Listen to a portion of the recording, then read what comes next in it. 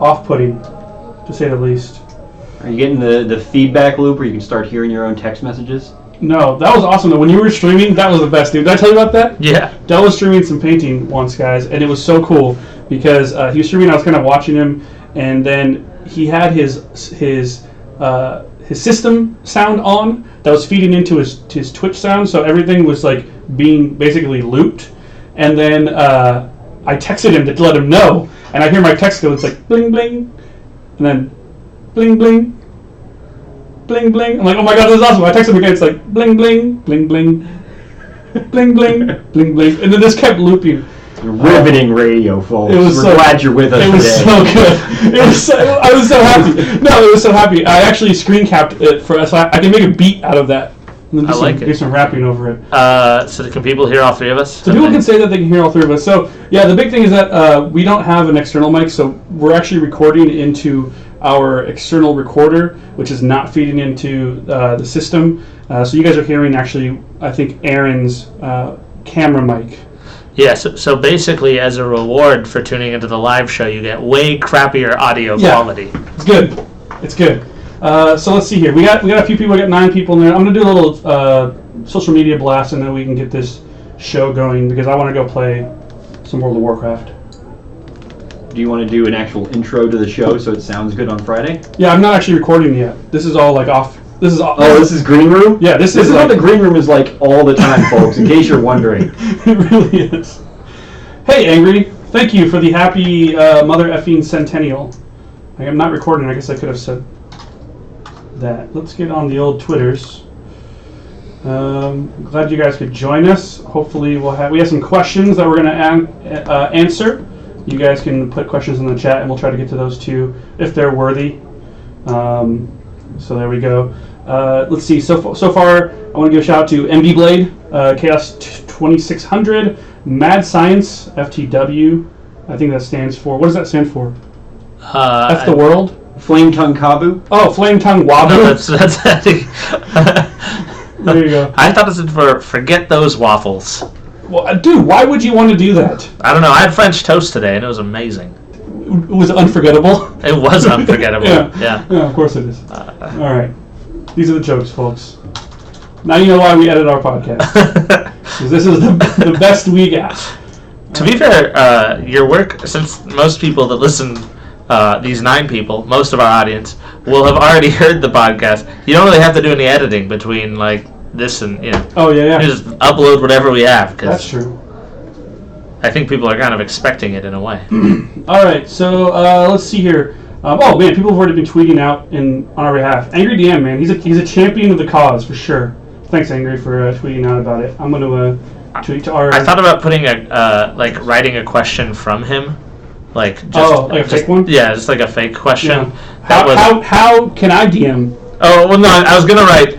I heard a really talented DM. DM'd a game for you at Gen Con, and you recorded it to put out.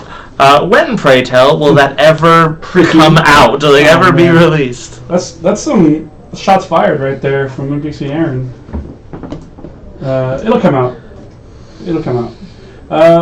Hey guys, we're live. We should crowdsource this tweet. Well, I mean, it'll take a while to get the Kickstarter going. Maybe GoFundMe. I can make the wiki. Help us tweet. See that's crowdfunding. Oh, but sorry. now they're like synonymous, so it might as well be the same thing. Well, why not get some money for it? If you would like to tweet from our account, you can. You just have to give us $2. That's what they do in Sweden, dude.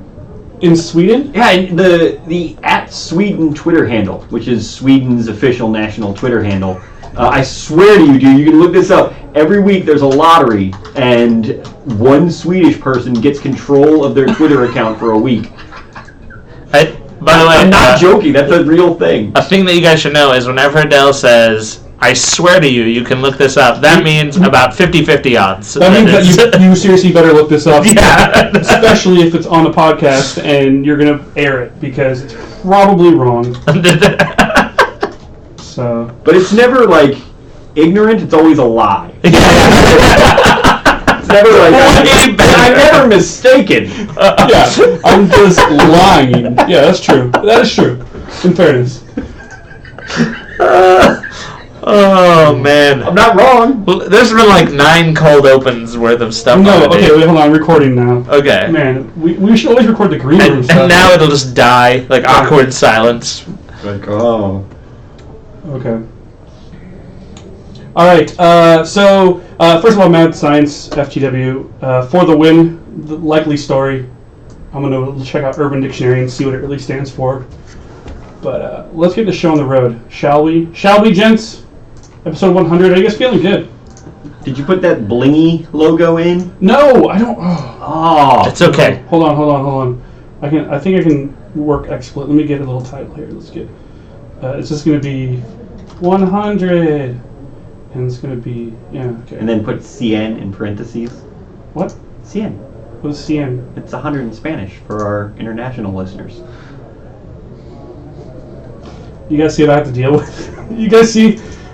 This is gonna be great for me because people are gonna feel my my pain. Is it international? Just 2 countries? Feels What? like international listeners, like the word international feels like it should assume more than 2 countries. Are you saying that only one other country speaks English and only 2 one countries? Yeah, Spain and England. Those are. Where? It should be like extra national. Aaron didn't work through this. Like, who speaks English besides American? Who speaks Spanish besides Mexico? Nobody. That's who. I'm kidding. I'm sorry. Dude, they speak Spanish in Japan all the time. It's true. It's the lingua franca of Japan. What? Like, they speak Japanese and they speak Spanish for when they go to, like, Mexico for their car factory. All right, so welcome guys to the recording, the live recording. Is it racist to assume that all Japanese own car factories in Mexico? Yeah, because it's yes. Okay. I'm gonna say yes. I'm gonna default to yes. Okay. No. Thank you in the chat for joining us. We're going to be trying to take questions from you guys. I'm sure that the Angry DM will be trolling us as well. Keep in mind, the best troll in our chat live during this recording is going to get a copy of Pear's Trolls sent to them. So look forward to that. You can't buy this in stores. You cannot buy this in stores. It is made for trolls. Yeah. Otherwise, this episode will be edited and put out on Friday, so you guys can actually hear the difference between the live recording and the edited recording, and it should be eye-opening for you. Angry's already been with us when we've done the recording. He's kind of seen how the sausages made. The sausages are made, plural, so it won't be revelatory for him, but for everyone else, it'll be an interesting experience. So, you guys ready to go? Yep. Actually get the show on the road? Yes. All right, in 5, 4, 3, 2.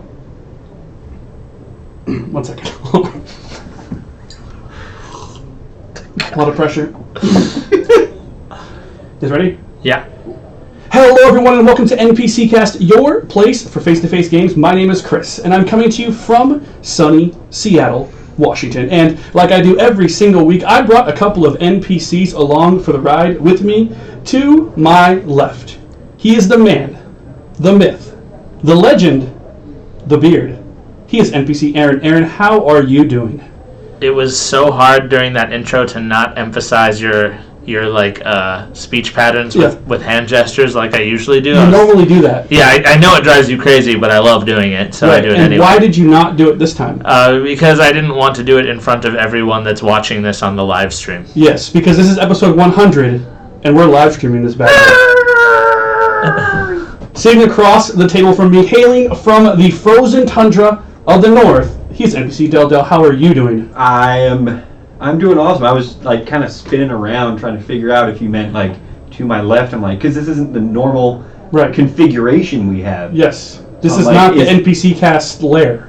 No, this is not NPC Studios. No. So I was like, turn around. I'm like, is that the left or is that not the? I don't know. You gotta do like the Pledge of Allegiance and then figure out where you're going. So as Aaron pointed out, we are recording this live for the audience on Twitch. This is episode 100, and we wanted to do something a little bit special for 100. We wanted to make it a special experience, and we kind of racked our brains to figure out what we wanted to do, and we felt the best thing to do was to include the community because Basically, why we we're wanted here. to do the laziest thing we could possibly do. Right, we're doing the clip show. So Yeah. I wish I would have got a bunch of clips together, and then we could just let it roll, and then we can just let the sponsorship money roll in. We talked about that once, about doing a clip show, and then we realized that doing a clip show is actually a lot of work. For me. Yeah, for you. Yeah. It's just a ton of editing and listening and finding, so... Yeah. Not in that order, in actually the opposite order, but... Right. So we decided that we were going to do a live show for the audience. We've never recorded live, mostly because we have Dell on our podcast, so it's pretty much impossible. But if you're joining us live in the Twitch chat, let us know any questions that you want us to answer, and we'll try to get to them. We're going to have some mailbag questions we're going to hit up. We had some friends ask us some things about the show. So this is going to be kind of it's going to be a little bit of a strange episode, but this is for us and for our hardcore listeners first and foremost. it's going to be wild. First us, foremost them. So there you go. So let's get started with a question. Oh, actually, take that back. Before we go on to the episode 100 shenanigans, I do want to thank you guys for holding the fort down last week. Episode 99, I was sick. I made it through almost 100 straight episodes of this podcast. So your body gave out. My body just gave out. It was like, I gave it all, man. It was like Michael Jordan in Game 6 with the flu. We kept telling you gotta take a rest, man. You can't keep up living like this. No, but I just kept going into the locker room. They gave me shots, you know, Yeah. and then I kept coming out, and eventually my career was ended because of a horrible spinal injury.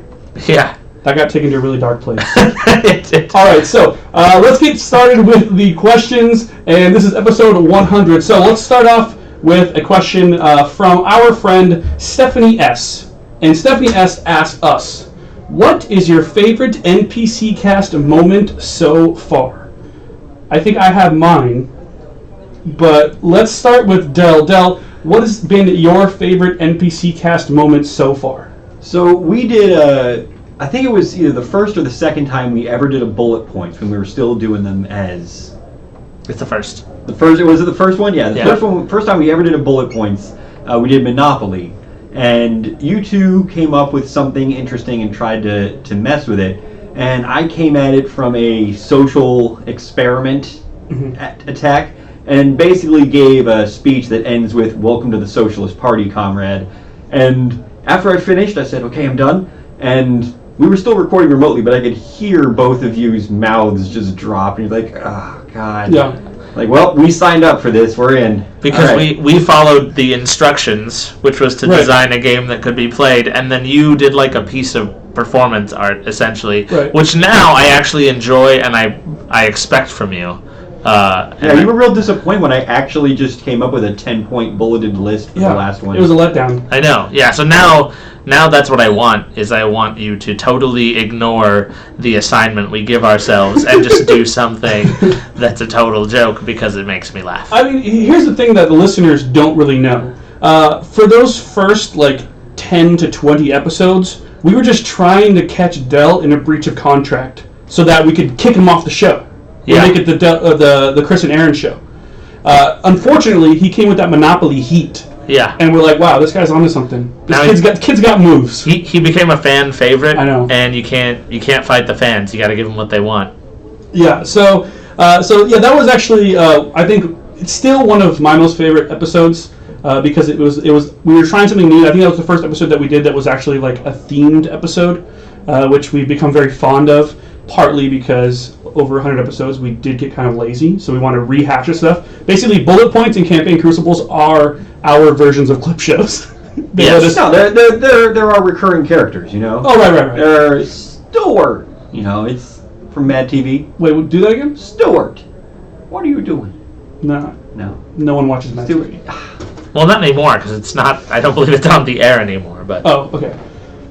So, Aaron, what has been your favorite NPC cast moment? I was gonna come up with. I really like a lot of the guests we've had on because basically the show has let me talk to some of my favorite game designers.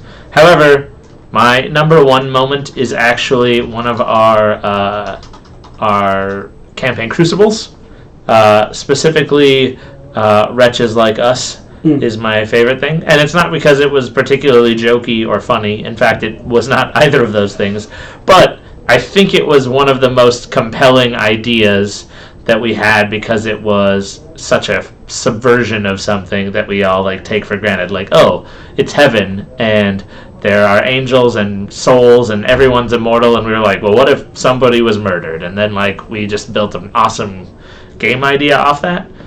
So my favorite episode or moment is probably that episode.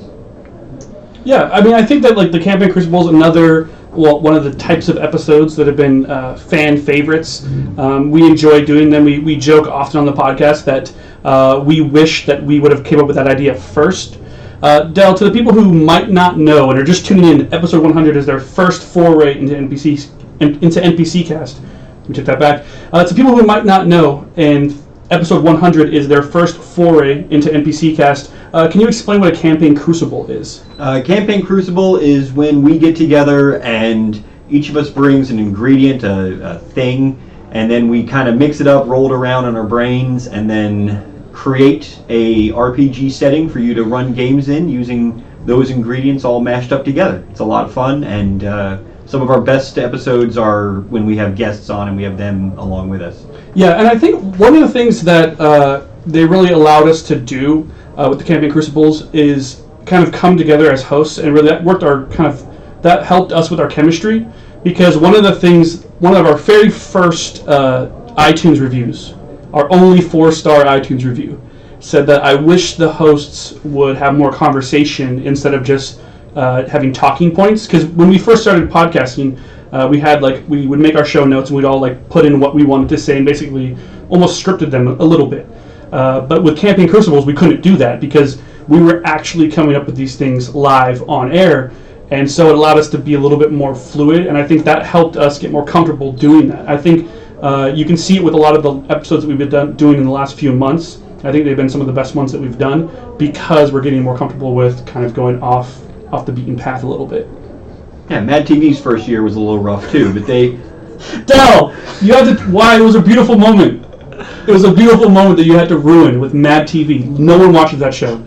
It's not coming back. Mad TV is Del's Firefly. Like you go to... I want to say Fireflies by Firefly. No, Mad TV is your Firefly. Okay, so my favorite moment from NPC Cast history, and I have a whole bunch. First of all, I want to cheese out, and I want to say that getting fan feedback has been amazing, and I think the first time we got emails from people that we didn't know personally in real life, that was obviously like super awesome, and that's part of the reason. Actually, that's pretty much the main reason why we still do this. Yeah, we're very excited. We're like, oh, Steve listens to us. You're Yeah. like, who's Steve? I don't know. That's the best part. I remember getting our first subscription numbers, and it was like 40, and I was like, there are 40 people. I don't know 40 people.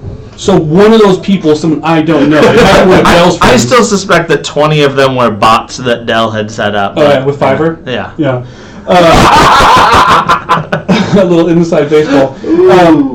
But beyond that, though, I think that Goif Watch was a really fun experience for me. I think that for me, when I listen to podcasts, and I don't get to listen to them as much anymore, but I do like those things that sort of have a payoff, and they reward people for listening for a while. And to me, Goif Watch was kind of that for us, or one of those things for us. It was just something that was really cool to be able to do like on a regular basis and really sort of reward people for tuning in and week out. Beyond that, I liked Goif Watch too. I got a free Tarmogoyf. Yeah, which actually have only gone up since then. Yeah. I looked into that because I wanted to buy one recently. More on that later.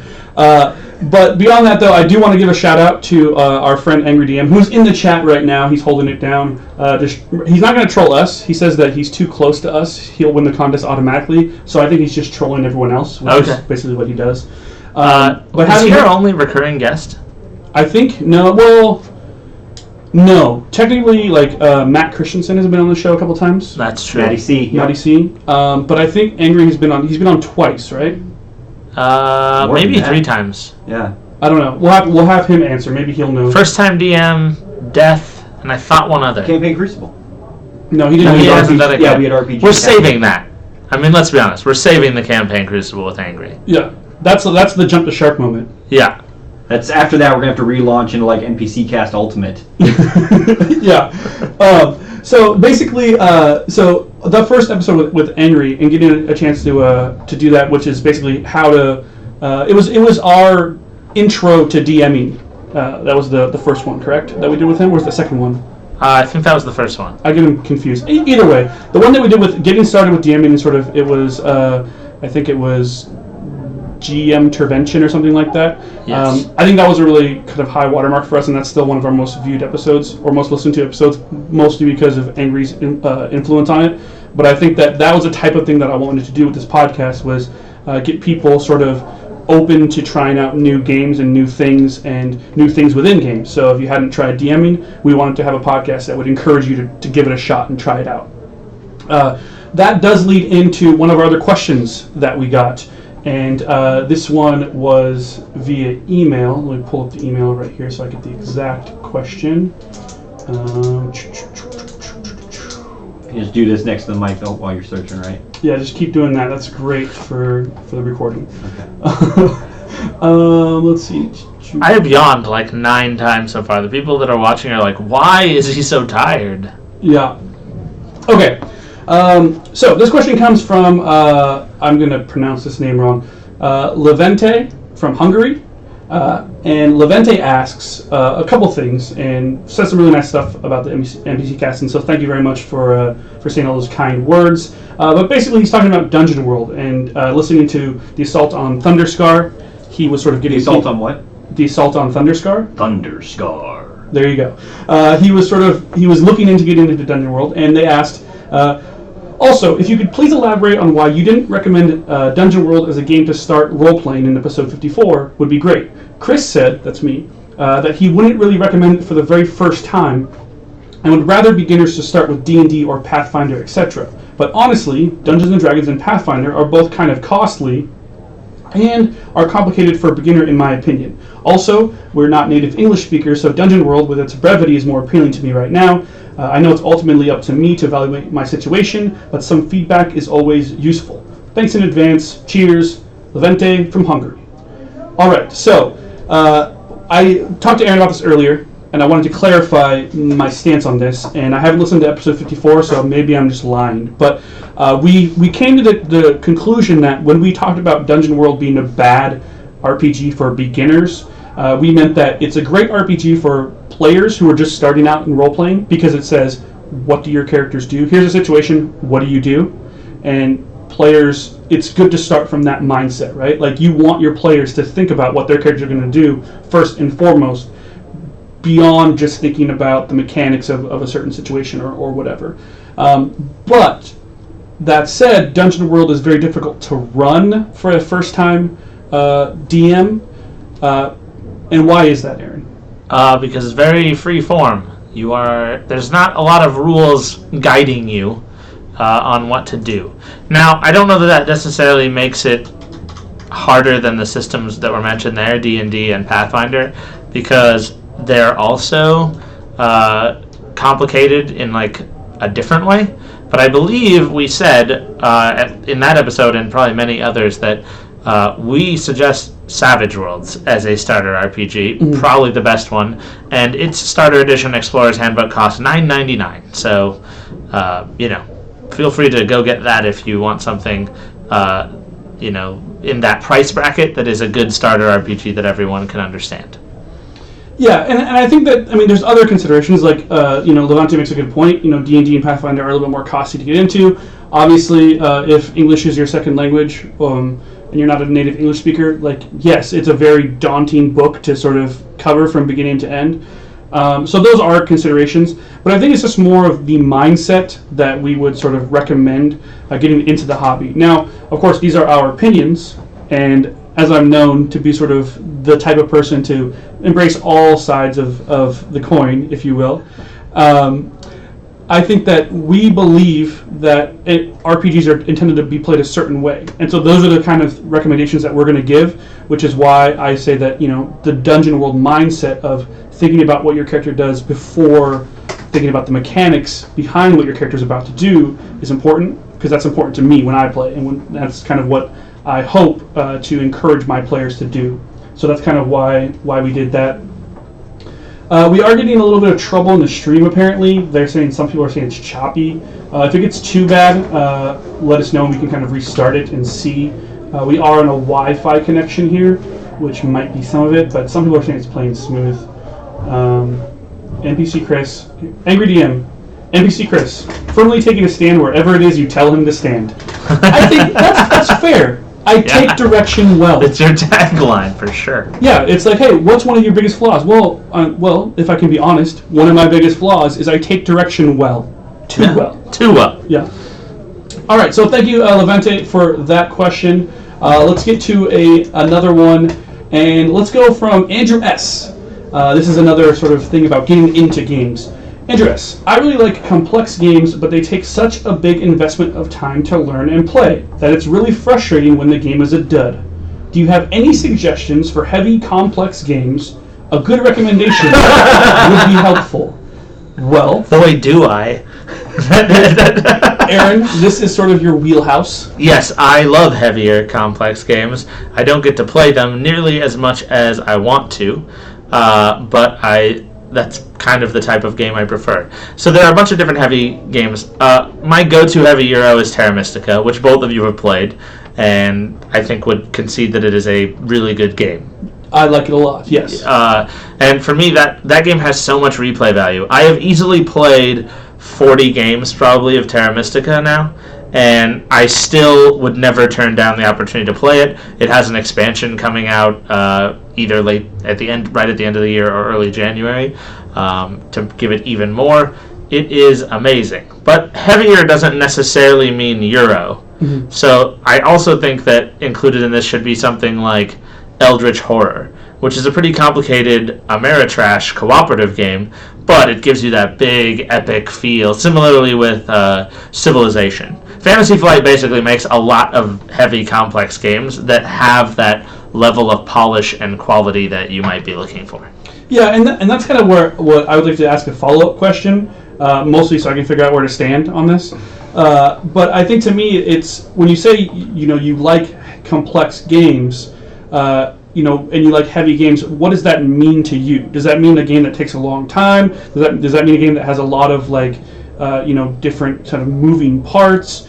They can mean different things. It sounded from the question like he wasn't asking so much what are some awesome heavy games, but it's very frustrating to want to enjoy that kind of play and have it be very difficult to determine if a game is any good with a quickness to know if this is worth your time or your money even. So how do you identify what makes a game good when you have an impenetrable layer of complexity and a spiral-bound rulebook to work from? Well, that is a good question to extrapolate, because he did actually literally ask for suggestions of heavy, complex games. But I think, again, it's I could suggest heavy games forever. Right. It would still give you a field to pick from, and you may not like them. So I suggest, if you want to know whether a heavy game is in your wheelhouse or not, that you go watch a video of it, because there is probably somebody out there who has a video of teaching it and gameplay, and that would give you a pretty good idea, and you wouldn't have to watch a whole game. You could watch a little bit of it, maybe 30 minutes, and figure it out. It would be at your leisure. There'd be nobody else at the table glaring at you while you're trying to learn the rules. So yeah, I think that would be a good way to learn whether or not you will like a heavy game without investing that 2 to 4 hour block of time in it. I mean, I think actually, surprisingly enough, the last episode that was NPC Chrisless, episode 99 about buying games, some of the same sort of things apply, right? Because when you want to learn a heavy game, no, you're not investing dollars into it necessarily right away. It might be a game at the game library at your local shop. However, you are investing your time into it. And time is money. Right. Friend, that's from WoW. Sorry, WoW Cake. But, those same strategies can be looked into figuring out what you want to spend your time on. And so some of the same things that you guys talked about last week, going to Board Game Geek, reading reviews on it, finding recommendations from, trusted sources. Maybe it's NPC Cast, maybe it's a different, podcast or group of media content creators that you really like. Or you should ask us first, though. Or you just ask us. I mean, we'll tell you straight up if a game's good or not. That's what we do. But if you find someone else for some reason that you want to go to and ask them their opinion, then that's always a good thing to do too. And it's one of those things where there's not really a way to circumvent that. Sometimes you just have to play something. And what I would recommend is sharing the load for learning and teaching the heavy games. Find a group of like-minded individuals who are willing to go on this journey with you. And yeah, maybe you'll find a few duds along the way, but you can also find some gems too, and kind of figure out which heavy games are right for you. Because Terra Mystica is, I think, a very good game. We all enjoy it, but I could see a world in which someone might not like it. It's possible. Aaron has inflicted upon me games that were more heavy than I was comfortable with in the past. Yeah, and this actually is pretty relevant to us right now because we're doing all our research for the casties these last week and in the coming weeks. Yep. And we're pretty much down to just the heavy games at this point. And teaching Dell a heavy game is Sisyphean in nature. Yeah, that is correct. That's your word. Wow. Yeah, that's your word. All right, for the someone day. in Twitch, can you look that up for me? I don't got time. Sisyphean. It's a play on the Greek legend of Sisyphus, who was cursed to roll a stone up a hill only to have it roll down at the end. Over and over and over again. Yeah. For eternity. Okay, that is a good analogy for teaching Dell a game. Yeah, no, it's very accurate. That's very good. I've actually broken my leg 4 times somehow while teaching Dell a game, so it's very similar. The trick is to just have you gain 1 XP every time you get the ball to the top of the hill, and now now you've monetized and rewarded the behavior, so it gets... That's like most Facebook games. Yeah. Yeah. Yeah, there you go. No, what you need is a little clicker and treats. And I'll do way better. Okay, I'll bring treats next time. Let's see. So far, we have sgram767. NPC Chris proves he's the only one to listen to the podcast. Well, I have to because I edit them. I am forced to listen to all of these podcasts. I listen to the podcast. I listen to the ones that I'm on. That's almost every episode. No, the ones I feature on. The ones you make a good point on. So you listen to 10% of all of our episodes? Yeah, I listen to the ones where That's 10 episodes. It seems high. You don't think he's made 10 good points? No, I don't think. I mean, he has. I'm going to give that one to Dell. But I don't think he's listened to 10 episodes. Name what's the last episode you listened to, Del? Well, I listened to the one that we were just on because it was mostly me and Aaron talking. You want to see how it went? Yeah. The fans liked it. Yeah, it sounded good. I thought it was horrible. I thought it was probably our worst episode ever, but if the fans liked it, what do I know? I mean, not much. It's up to them, really. What do you guys think? Hold on. We can, obviously, this is going to be... These are like Roman Emperor style. Go to your ASCI text, get the thumbs An up, emoji thumbs of down. a thumb going up or down. There's a little emoji menu there in Twitch, right? Wait, I'm confused. Help me out while we're editing all this out. It was emoticons for a long time, Yes. and then they turned into being called emoji, or emoji are different somehow, and I don't recognize it. Emoji you have to pay for. What? No, you don't. I don't pay for them, but I'm just saying the emoji are for sale. Emoticons are symbols made out of existing characters, whereas true. emoji are art assets that you can purchase sets of. okay. I feel like this is not true. Well, I mean, Don't ever play like I said, Balderdash with me. 50-50 shot. Yeah, I feel like you'd be really good at Balderdash, to be honest. It's one of the reasons I haven't asked you guys to play Balderdash with me, even though it's my favorite party game. Over Snake Oil? Probably. It depends. Like among gamers. I don't want to do... I'm trying to get into my Twitter. I can't get into Twitter. Is somebody hacking our Twitter account? I don't know. Maybe something like that. Insert Straw here says, Dell's favorite moment was also a moment where he felt like he was a podcast genius. Yeah. So that makes sense. Dell, you may be a narcissist, and I mean that in the nicest way. The narcissist way. Okay. See, I was going to say a nicest, but you went the other way. Nicest is probably better. It's more funny. I'll edit that to make it sound like I said nicest. Yeah. I like doing your punch-up. It's an industry term, folks. Sgram766 or 767 says that they missed Chris, but it was a good show. NB Blade said they missed Chris, but it was a valiant effort without him. Pretty scatterbrained. Ooh, shots. Man. I agree with it. Oh, Broadsided. I'm not upset about it. all right. I am the person who keeps it on track, but I'm also the least interesting of the three. So it all works together. It's Milk toast, some might say. No, I'm just kidding. I don't know what that means. It's milk steak and jelly bean. Narcissus, Sisyphus, all these classical references. They're like the Frasier of RPG podcasts. Yes, Set in Seattle. Yeah. Set in Seattle. Just impenetrably dense. Whose was that? That was angry. Oh, of course. All right, let's move on. We got more questions. Do we want to give away one of the? Yeah. Okay. There's 3 sources that you can win these troll decks from. Yeah. Let me segue back into this so the people who are listening after the fact aren't just horrified. All right. So episode 100. One of the things we also did before we get to some more questions, we want to talk about our NPC troll contest. We asked listeners to do what, Aaron? We asked them to troll us.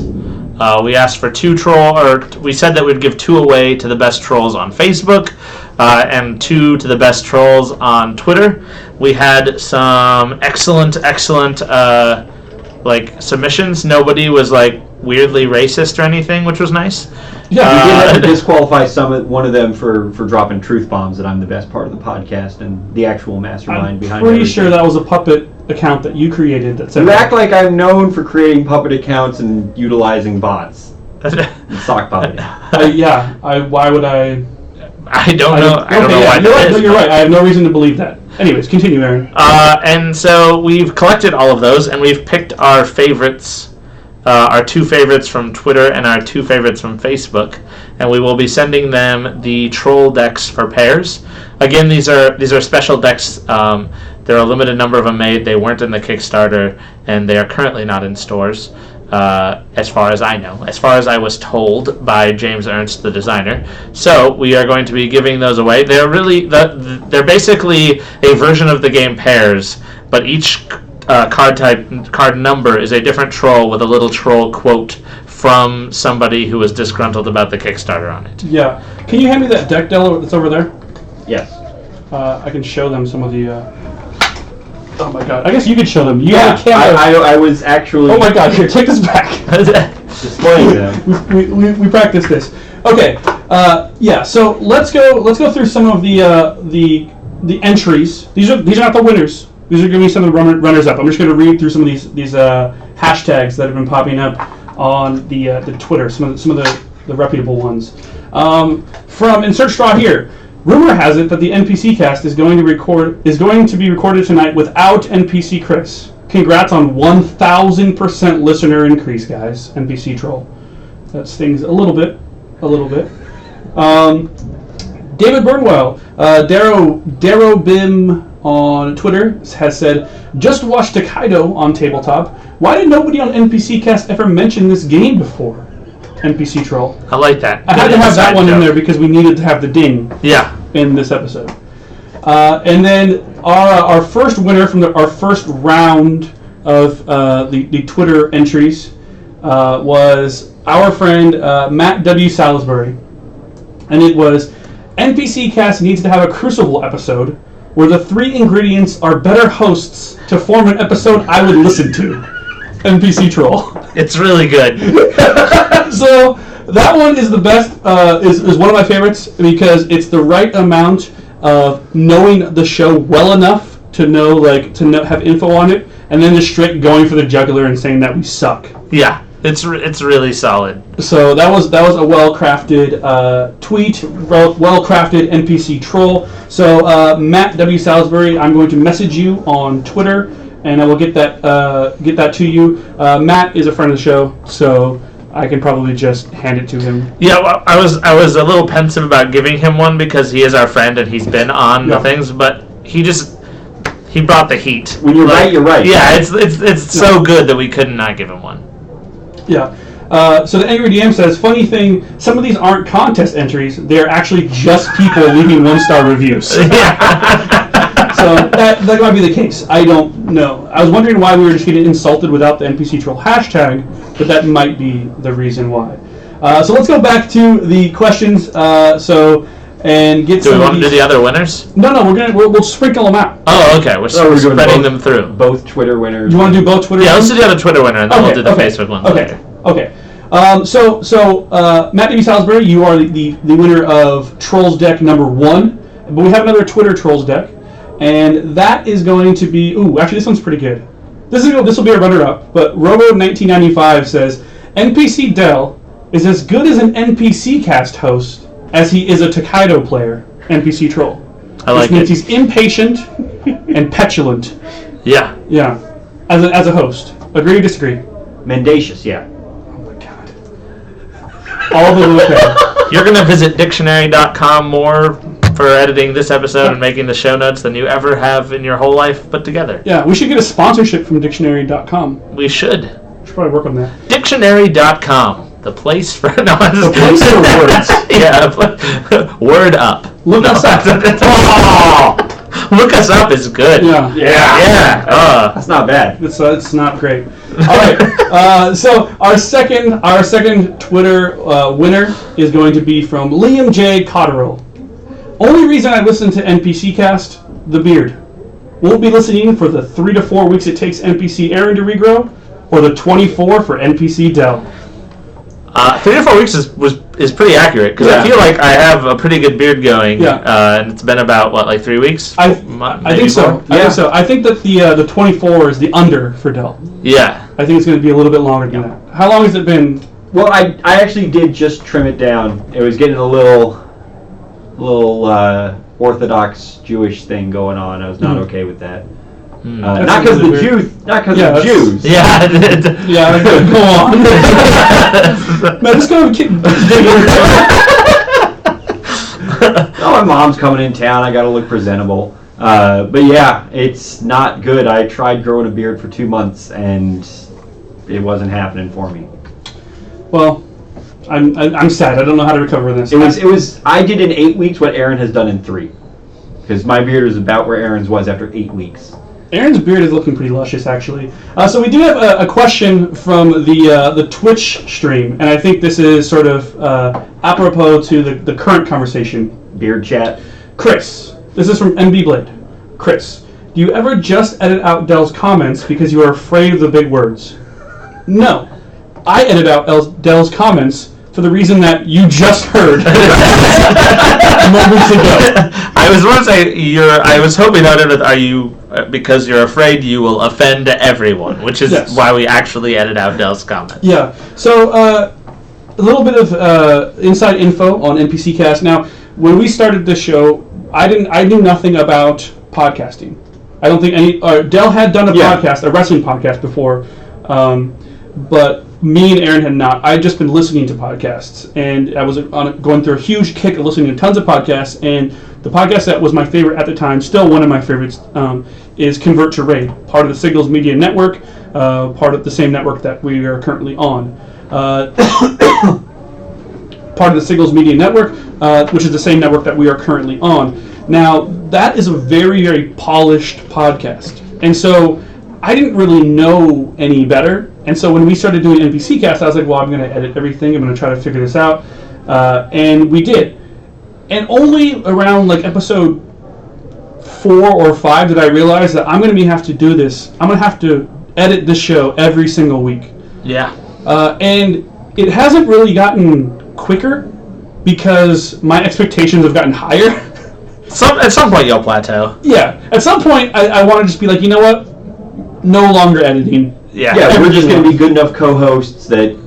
we'll change our slogan. It'll be like NPC Cast, tabletop games raw and uncut or something. Yeah. And then you never have to slap an explicit tag on there. You're good. Yeah. I mean, part of the problem is that I edit so much that am I even getting better as a host? I don't know. I have a lot of crutch words that I use. I have a lot of things that when I'm listening to the edits, I keep hearing that I hate that I say, but I keep saying them because I keep editing them out. Sometimes they make it in. I don't want to say what they are because then anyone that listens to the show from then on out will only hear those things. But it's something that I have to get to your credit better with. You use less ums than the President of the United States. It's true. Okay. That's good. I'm just giving you a compliment. Oh, well, thank you. Thank you. You do a great job. You do have like is not a comma, but your ums are in check. I say ums occasionally. The other thing I do is I go, I think. I'm trying to remember what I do now. This discussion of your crutch words is just as edit worthy as the crutch words themselves. I assure you. Fair enough. All right, we'll get back to the questions though because we have a bunch of them. So, from Kyle K. Speed round. I backed Golem Arcana because I am interested in games that use both the physical and digital spaces. I believe we did an episode on this, like episode 3 or something like that. What would you like from an RPG with a digital component? How about a minis game? A board game? Do you think tabletop games with a digital component have a future? This is like 4 questions in a row. Yeah, it's like those essay questions you get at school. Where it just keeps asking you more things. Do you agree? Question mark. Why? Question mark. It's like, oh, I was so close to just put yes. Yeah. And then they had to stymie me. So let's start with the first part. And what would you like from an RPG with a digital component? Dell. Character sheets. Character sheet smartphone app. Manage hit points and spells and new yen and whatever else is. Character sheet app on your smartphone. Why do we not have this in every game ever yet? I mean, we do in most games, to be honest. Like, most RPGs the following have an app that does that thing. For me, I think the question was more meant like an RPG designed with the digital component in it. Not like the digital component does your necessarily just some bookkeeping for you and is... Not that the app is a utility for helping play the game, but that the app is worked into the game. For me, RPGs are the hardest to make this work.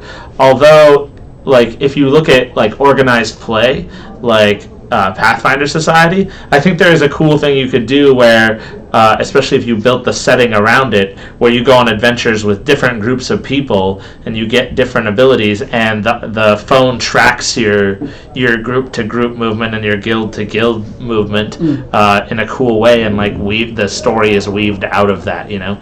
And maybe like if I was going to do this at the end of a given story arc of organized play, we figure out we look at the data and we get like a representative from each guild that has had totally different stories, and they come together and we live stream like the final section or something. I think there is a cool thing you could do with RPGs. Let me ask you this: do you know about Ingress?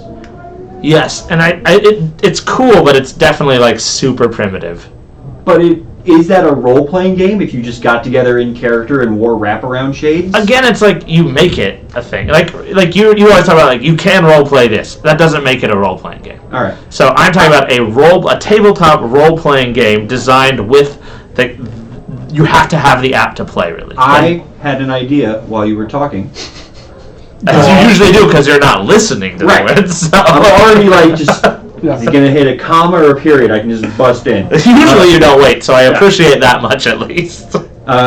What about a game where everyone is spellcasters and you have to actually wand out the glyph of your spell with your smartphone, and it tracks how accurate it is to the spell that you're casting? Phones have accelerometers in them now. That's a thing you could do. So you're turning my phone into a Wiimote?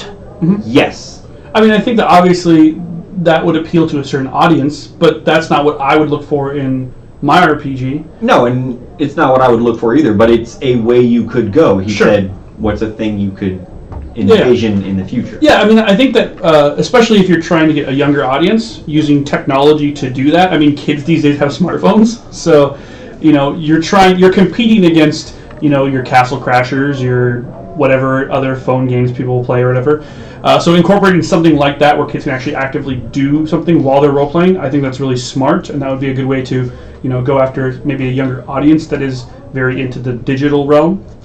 I do like the idea, what Aaron was saying, was of sort of having an app that keeps track of progress over a period of time. I also wouldn't mind seeing something like, I forget what the games are called, but there's games where you can actually log in your location and it will like have you do like in real life stuff, like it says like go here and like and click this button and you've purged this area of some like that's Ingress. Right.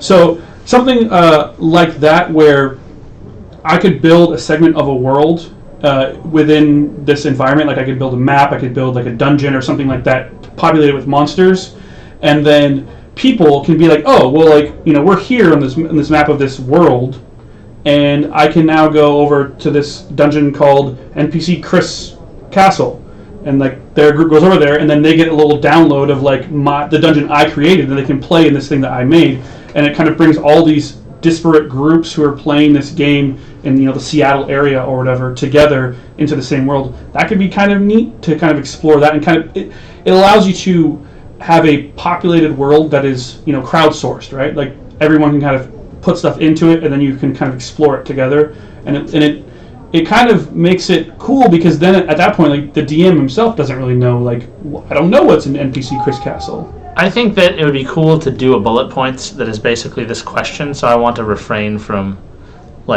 giving too much away, but I think like with a couple weeks to think about it, we could come up with like really cool ideas that utilize space. Mm-hmm. But I think the core thing that you want from a game that is a tabletop game and an app or a digital device is that you want to take the best of both and combine them.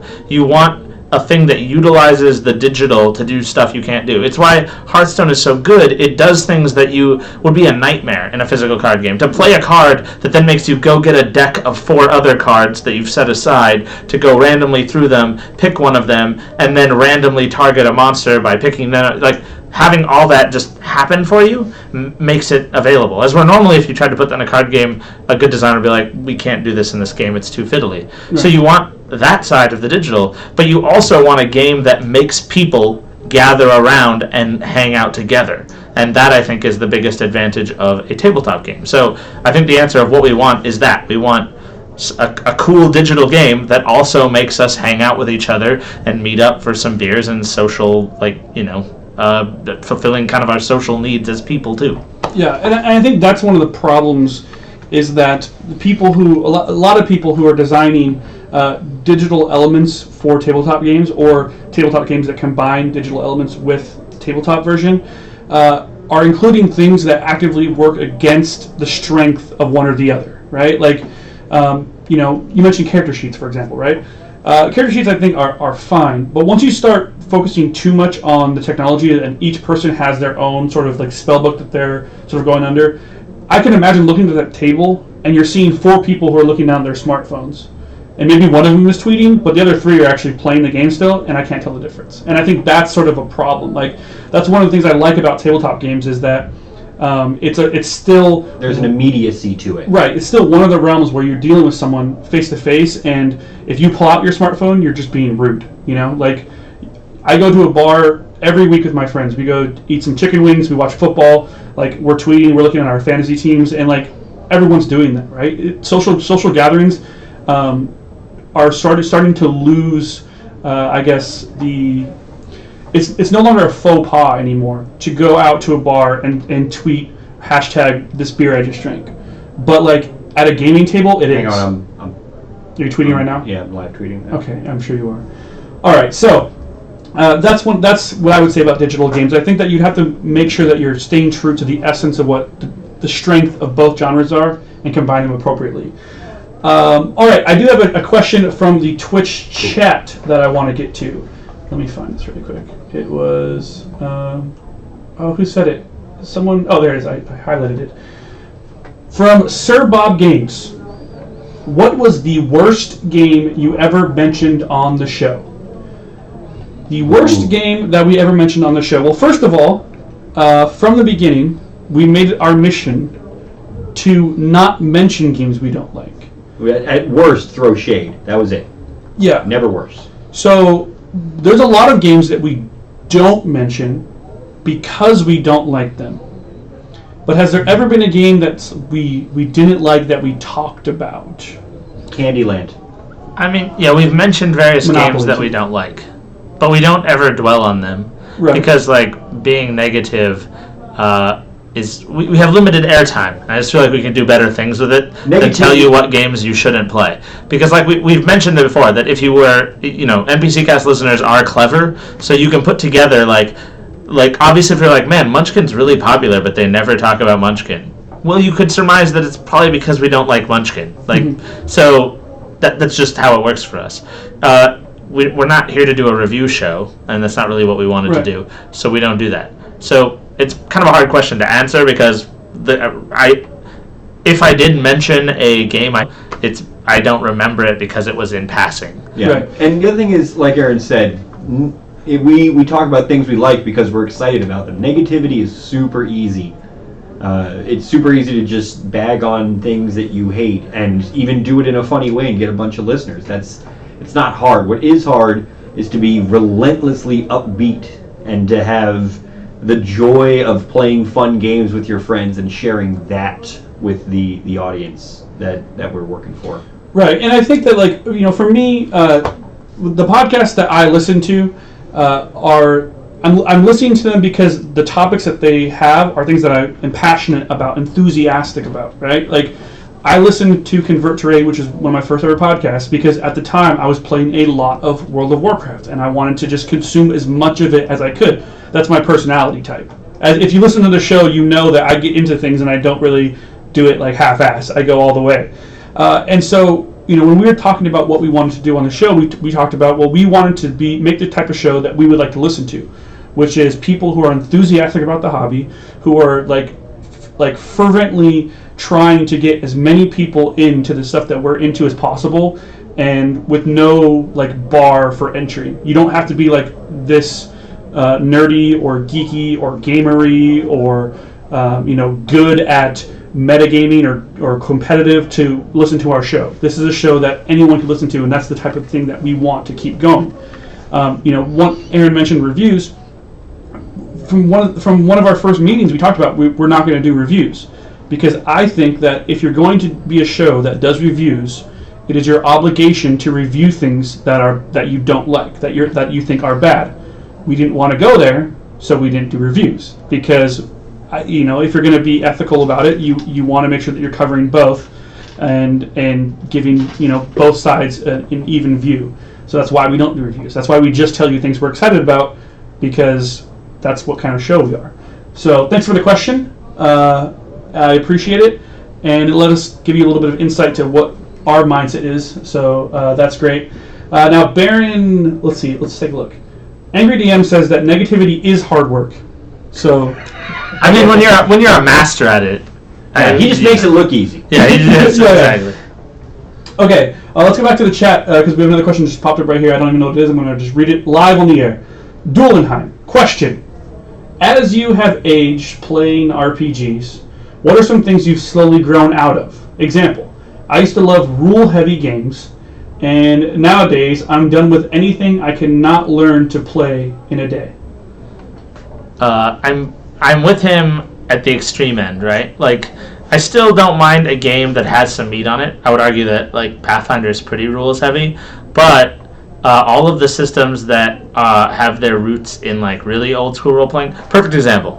I used to love and have a big stack of Palladium role playing books, and I still think their worlds are super awesome. And if they ever decided to reboot any of their game worlds in Fate or Savage Worlds or anything that I liked and was rules light, I would back it and for a lot of money. I'd spend a lot of money on it. However, as an adult, those games haven't aged particularly well for me, and I can't think of a reason to play them over games that I can get going fast, where we're all familiar. That a lot of really great systems have been made that cover a wide type of games, like Fate, for instance, and it's if you make a game, you have to give me a reason not to just use one of those.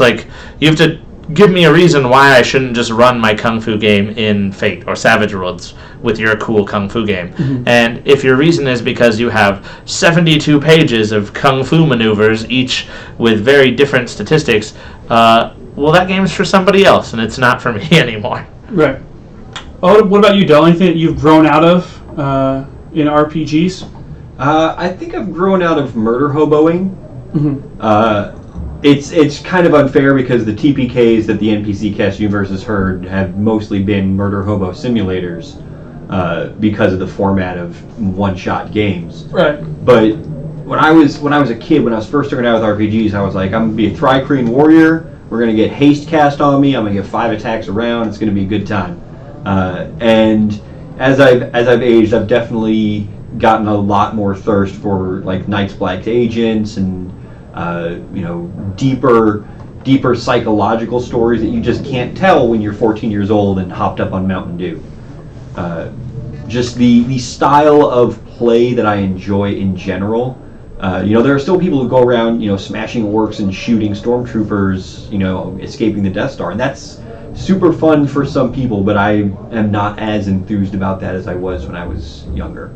Yeah, I think that mine is sort of a combination of, yours, Dell, and actually Dulenheim, his example as well, or her example as well. To me, I wouldn't even say I've grown out of them because I still have fun playing them, but I am desperately aching to play a game that is like your Hill Folks, or something that is very social and very role play heavy. That is something that I really wanted to try, and I think that I've sort of changed the way that I view role playing games as I've grown up, and sort of when you're 12 and you're playing a role playing game, you're all about killing orcs, and obviously I'm going to be different now that I'm 31, almost 32. You're only 32? Yeah, you're a baby. I know. I'm so young.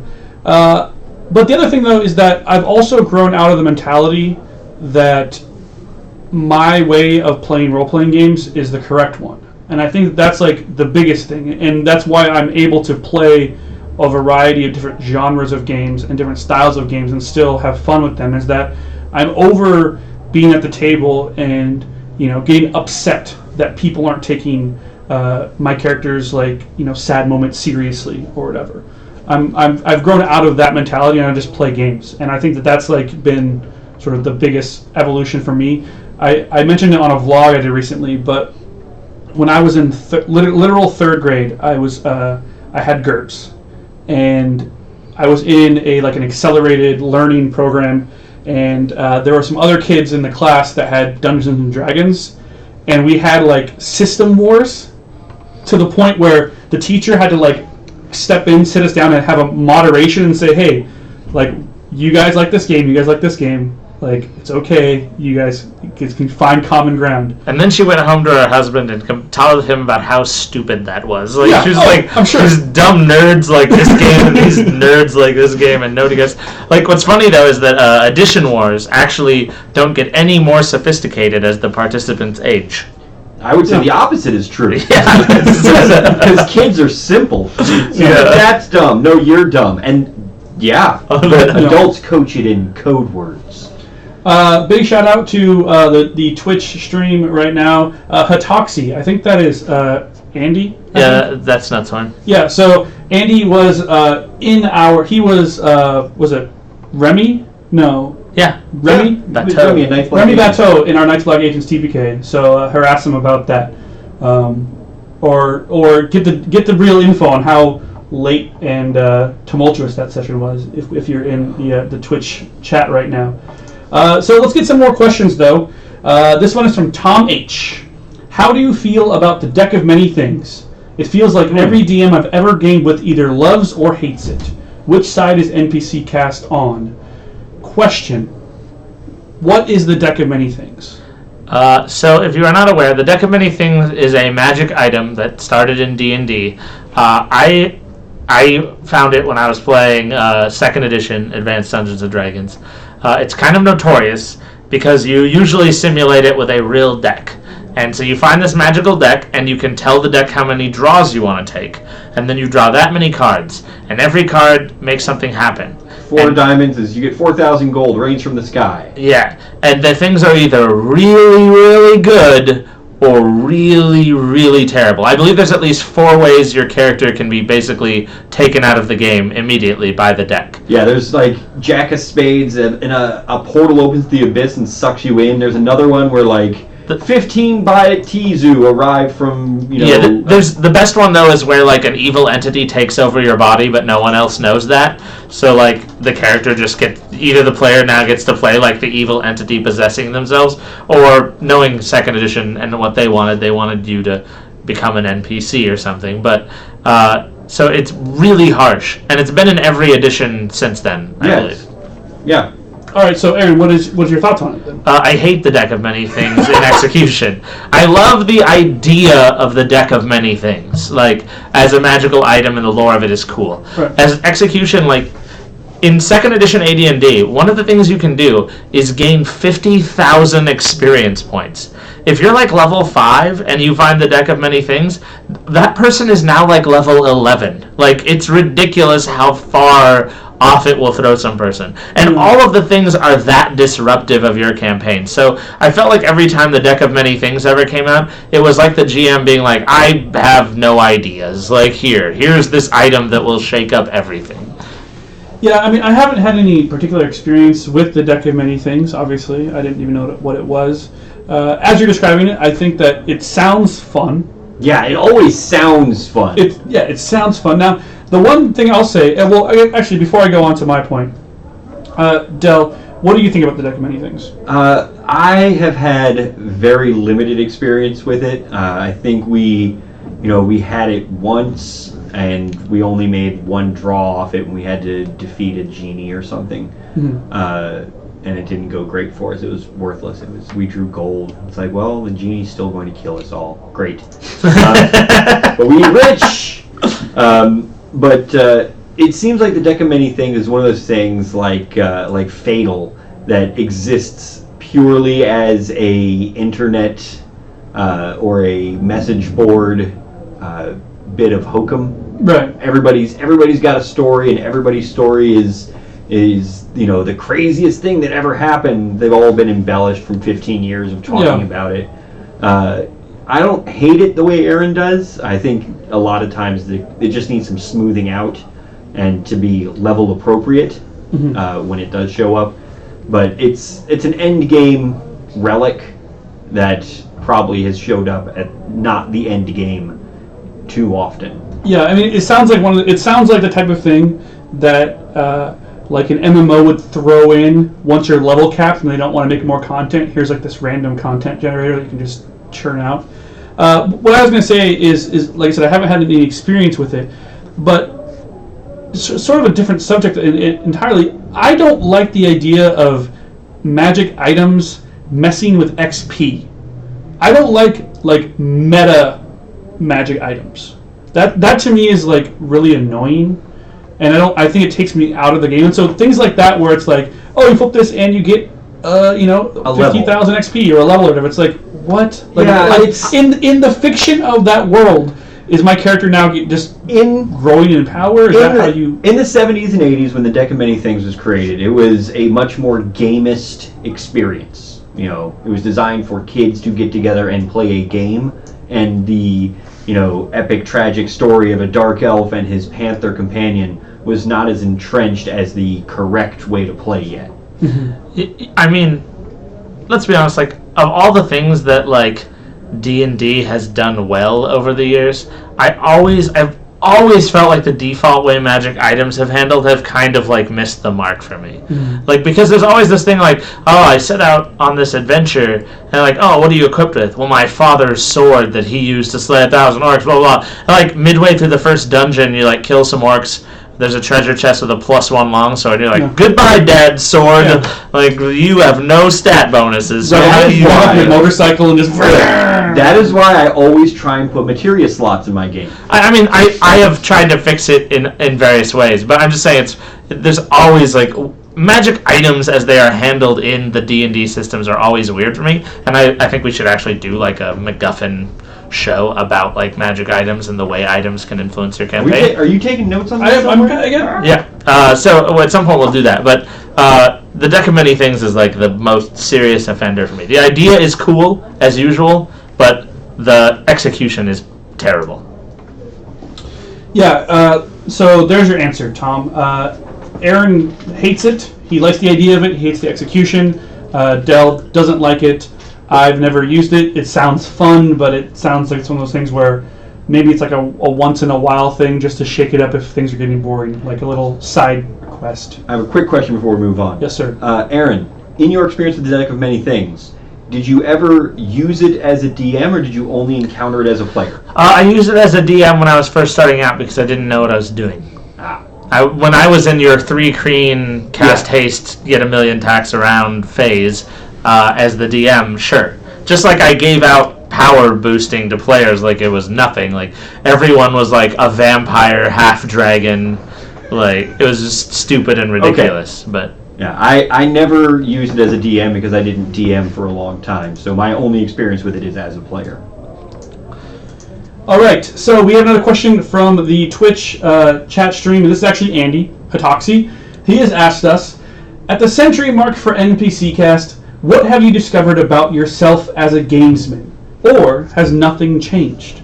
Have you discovered anything about the types of games that you guys like, or the types of things that you don't like, perhaps, by doing this show? I have found out that I'm a filthy casual. Hmm. Did that sting when you found that out? Was it like a long how was shower? telling your parents? Sorry, Mom, I don't like Euros. You're no son of mine. Wow, your mom sounds a lot like Emperor Palpatine.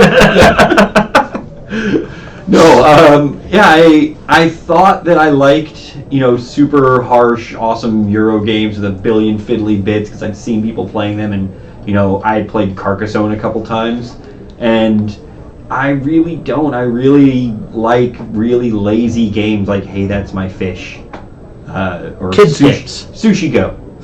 Sushi Go is a very simple game. Yes. I really like casual throwaway fits in your back pocket games. That's a thing I didn't think was true about me 2 years ago or 3 years ago, and every time I get the chance I'm like, let's play something super simple like Pit. This is why we only have the complicated games left to learn for the casties. One of them. Yeah. Yeah, I mean, for me, I think that like doing the podcast, I've become a lot more critical of the way I play role-playing games. A lot more mindful of what I'm doing as a DM and what I'm doing as a player, because when you grow up around role-playing games, you kind of play, and there's things that I think everyone does well naturally. I don't know if Dell's practiced it, but Dell's very good at having really cool thought out descriptions of things. Aaron is very, very good at coming up with like large sweeping storylines. I have good qualities too, I'm sure, but they're down there. We're still searching. Yeah, we'll figure it out. But I think that thinking more critically of games has really improved my experience of them in general, and it's because of this podcast, right? When we start getting questions like, how would you guys tackle this scenario? Well, I've never thought about that. Let me think about this scenario now. Even one of the first things that we did, one of our first episodes, we talked about the idea of GMPCs. And I never really thought about it critically, as a player, how can you sort of deal with that? How can you, as a DM, avoid falling into that trap and those types of things? It all sort of came naturally, but actually taking a step back and seeing like, well, this is why that choice is good, or this is why that choice is bad, has helped me out a lot. And hopefully that's one of the things that we impart on listeners is that, think critically of your games. I think that's one of the things why I love talking to Angry and playing in his games, is that he's a very critical thinker when it comes to role-playing games. He doesn't just like play. He actually he loves them, and so he breaks them down and figures out what makes them tick. What about you, Aaron? Anything about gaming that you've learned about yourself? This podcast has made me want to design games way more, and has made me think critically about them in ways I couldn't before making the podcast. Like, we've gotten to talk game design with some pretty amazing minds in that field. And also, because we do this podcast, I've been playing more and more games, especially board games. I play a lot more different board games, which makes me a little more discerning. There's tons of times that we'll play a game and I'll be like, that was cool, I guess, but like, why do I play this over the other similar games that have these mechanics? And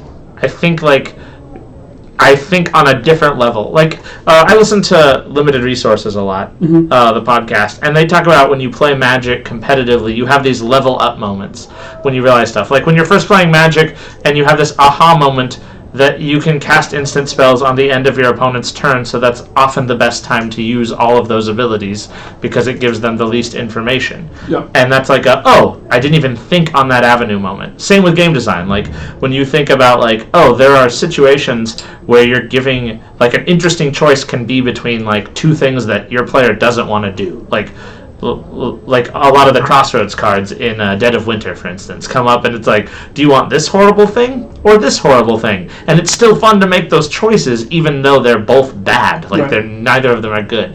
So there's like lots of cool game design things that I'd never even thought of before doing this podcast and meeting the people we've met.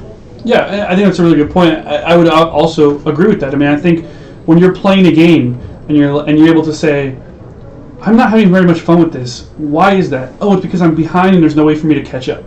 Yeah. And you're like, oh, well, we've talked about catch-up mechanics. Like, we've looked into this and we've actually thought about that. So I think that it has made us more knowledgeable, and so it's definitely improved the experience. I haven't gotten to that point where I started to get with film when I got out of film school, where I couldn't enjoy a movie anymore. I know that, Dell, you went to film school as well, so it's the same thing. It's like, oh, like, I'm looking at this movie and I'm seeing like how it's made and looking at like the shot selection, all that stuff. I can't enjoy it. Eventually that wore off, and now I can just go to movies. I mean, like, the new Jurassic Park is going to be so stupid and amazing, so I'm going to watch it.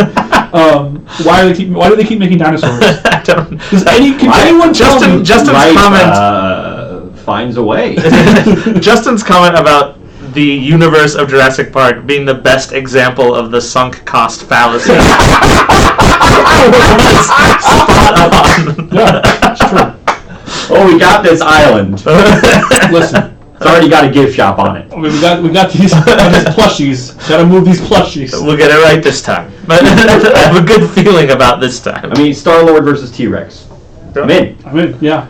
Okay, so that'll probably all get edited out. But what was I talking about? Oh, things you've learned. Right. So I haven't got to the point now where when I'm playing a game, I'm constantly thinking about the mechanics, but it has made my enjoyment better because afterwards, after I'm done playing the game, I can actually pinpoint the things I liked about it and the things I thought were really clever and the things that I thought were not as clever. On the flip side, it's made me a better game player. Like, I am in general better at strategy games than I used to be, probably because I play so many different ones. I can see pieces of those past games and kind of come up with an engine a little faster. I'm way better at Malifaux because I have been playing like War Machine than I would be if I started playing Malifaux without playing War Machine. Right, yeah. So Angry DM in the chat is in impersonation of Dell's mom. I found this under your bed. Are you playing this Ameritrash? Who taught you this? Insert star here. It's not mine, I swear. And then Mad Adventure. You did, okay? It was you. So that was like 3 comments in a row. Our chat really keeping it up. You could have Dell really could have gone with the I learned it from you, because your mom writes what is essentially the Ameritrash of fiction, of books. So, and I mean that in a nice way. Yeah, put me through college. I know. I mean, I don't. We always say Ameritrash lovingly. We love us. We like when we play Dead of Winter. That is an Ameritrash game, and spoiler alerts for the casties. We all like the game. Yeah. All right, so let's go to another question. This time, we'll get away from the Twitch chat for a second and go to the archive here. Let's see, Alex N. You can only play either board games, CCGs, role-playing games, or miniatures games for the rest of your life.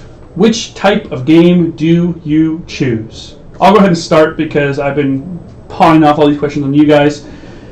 This is a tough one for me, but I'm not going to weasel out of it. My favorite game that I'm currently playing right now is Malifaux, which is a miniatures game. I've talked about it on the show a bunch. I've talked about how I'm really proud to be a henchman and teach it to new people. However, if I'm going to play one type of game for the rest of my life, it's got to be RPGs. With the caveat that I want to play them often. One of the reasons I play a lot of Malifaux right now, or a lot of CCGs, a lot of board games, is because it's easier for me to get games in. RPGs take, more time typically per session. They also take a commitment of, session after session after session. So if I could play an RPG with the frequency that I play these other games, RPG hands down. So I thought like you, because in all honesty, RPGs are my favorite of these 4 types of games. However, I would choose minis games. And the reason is because while I get the social experience of playing games, minis games also give me entertainment when I'm by myself. They give me this other thing to do where I get errand time. I get entertainment of putting models together and learning to paint and all of that hobby time. So if I had to choose one, I would probably pick minis games. But I don't want to live in a world where I have to choose one, so that better not happen.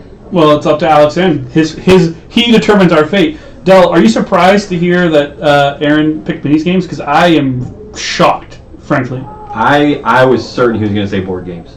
I mean, I thought board games or RPGs, but I mean, like, minis games was definitely probably third on the list. I would have expected. He makes a very compelling case for them, though. When we started this podcast, did you play minis games? I had played, but when we started the podcast, I had played Warhammer 40k a long time ago. I did not like it. And then I think I started collecting my War Machine Hordes army right about the time we started this podcast. All right, so maybe that's another answer for Hitaxi, is that this is also a way that changed you. It opened you up to a whole genre of games that you've become to appreciate more over this past 2 years of us doing this, or year and 9 months or whatever. 10 months? What month are we in? 11 months? Don't let Del get our answer. No, yeah. Del, what about you? CCGs. CCGs? Yeah. I saw that. See that? Very predictable. Yes. Aaron, unpredictable. Del, very predictable. What is it about CCGs that could keep your interest for all the time? Competition.